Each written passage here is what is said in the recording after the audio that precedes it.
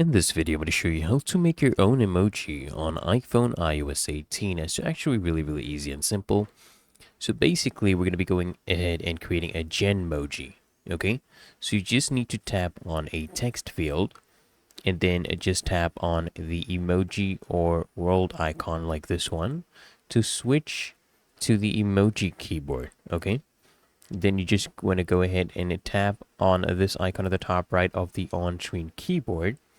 You just need to enter a description in the Genmoji field. Describe a Genmoji field. For example, rainbow cactus right here, right? And then once you're happy with this, you can go ahead and add this. Click add and then click on done. Okay, really that easy and simple.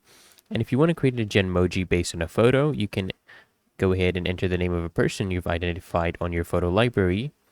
You can add a description as well, and that will also create a Genmoji for you. Really that easy and simple, guys. So I hope this guide provided value to you, and if it did, consider smashing that like button as well as subscribing to frequently asked questions, and I'll see you guys in the next one.